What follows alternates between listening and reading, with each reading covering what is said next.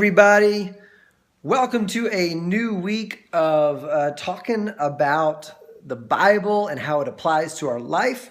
And I'm really excited to start this week.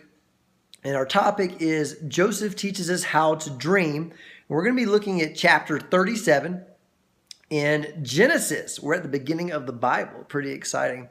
So we're looking at chapter 37. We're going to learn three things from Joseph's initial dreams. I don't know if you remember when Joseph initially dreamed. Okay, now Joseph, I think at that time, might have been the youngest. He ended up being the 11 out of 12 boys, and they also had a girl, right? But he was the youngest, and it says right away, like as soon as we hear about Joseph, as soon as we learn about Joseph, it says that his brothers hated him. Okay, so right away, we are told this dude has enemies.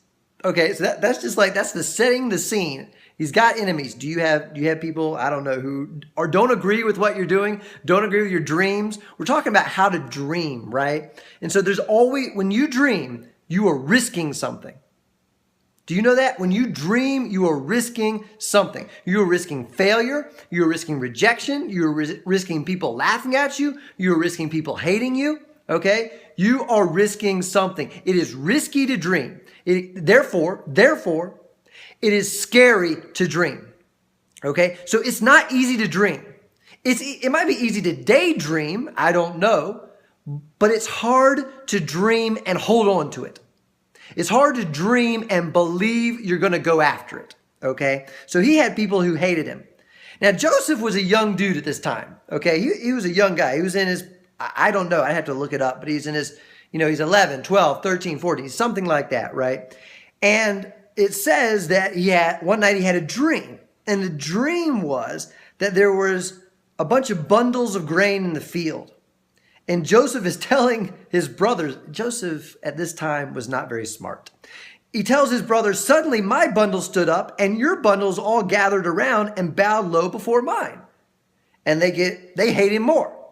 And then he has another dream. And he's smart enough to tell them again.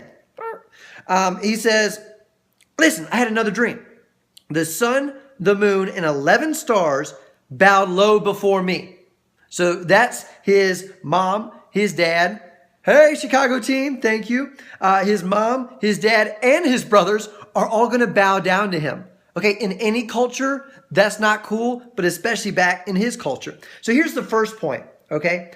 Let the world find out about your dream by you living it, not by you telling them about it. Okay, now I didn't say don't tell your best friend for encouragement or something like that, all right? But I'm talking about everybody out there, especially the haters, okay? You don't need to go out there and say, one day I'm going to make $1 million. One day I'm going to fill in the blank. No, just go live it and let them see it. That's the first one. Okay, here's the second point. Joseph, very soon after that, because he makes everybody who hates him hate him more, right? And that's all his brothers. The brothers capture him. You might have heard the story, and they sell him into slavery. Okay, number two is, and you've heard me say this before, I get this from Pastor Chris Valentin out in Bethel Church, so I didn't make this up. But what we know is he has this dream that he is going to be a ruler and a leader of some type, and that even his brothers and his parents will bow down to him, right? And it's a crazy dream. It's one thing, it's something where you might just dismiss it and say, that's never going to happen. It's that kind of dream. But he believes it. But then he gets sold into slavery. And what you have to know with your dreams is, from the promise to the palace is the process. From the promise to the palace is the process. And here's something I'll add to that. That's Chris Valentin saying, I'll add this to that. Oftentimes, the process is the opposite of the promise. I'll say it again. Oftentimes, the process is the opposite of the promise. If the promise is for Joseph, all these people will bow down to you, you will be a ruler, you will be a leader, you will be, really high up, a big time, whatever, then usually the process to get you to that place will be the opposite. So he was sold into slavery. Before he was sold into slavery, his brothers threw him in a pit. They literally looked down on him. Okay? So what's going to happen in the future is they will look up to him. But to go through the process, they looked down to him. So your process might not look at all like the promise and the palace, okay? But that's because you are being trained for the palace. The last thing is, Joseph, I believe, told them his dream. He was very, very young because he had some pride, and because he was excited and wanted to define his identity, who he was, what he could hold on to, what he could be proud about in that dream and in that dream coming true. So he has a dream and he wants to go out and say, hey, I'm going to be a rich businessman. Hey, I'm going to be a big time entrepreneur. Hey, I'm going to change the world. Hey, I'm going to do this. I'm going to do that, whatever it is. Hey, you're going to all bow down to me. I just want to let you know that's my identity. That's who I am. Okay? We cannot put our hope and we cannot put our identity in our dream or our calling. Do not put your hope or your identity. Be excited about it. Do not put your hope and identity in it. Put your hope and your identity in the one who called you. Put your hope and identity in the one who gave you the dream, because he never changes.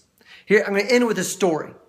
If I showed you a painting right now and it was half finished and you could not yet see the beauty in the painting, it didn't look like anything special, it was half finished, you would say, so, no big deal.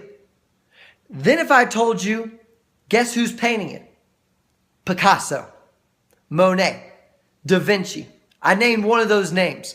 I said Picasso is painting this.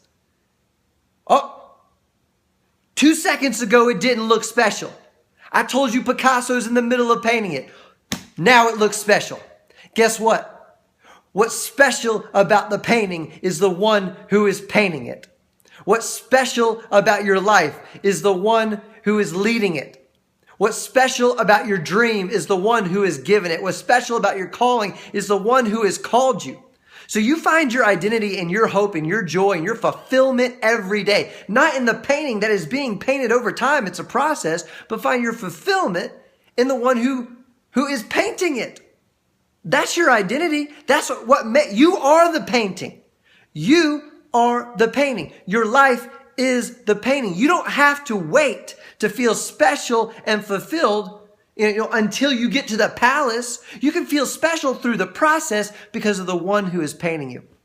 Because he's greater than Picasso, greater than Monet, greater than Da Vinci. He's the greatest painter of all time, the greatest dream giver of all time, the greatest caller of all time. So you hope in him. So our 3 things are: let the world find out about your dream when they see you live it, not by telling them. 2, from the promise to the palace is the process, and oftentimes the process will be the opposite of the promise, so hang on. And 3, find your identity and hope in the one who gave you the dream and called you, not the dream itself. All right, have a great day. We'll see you tomorrow.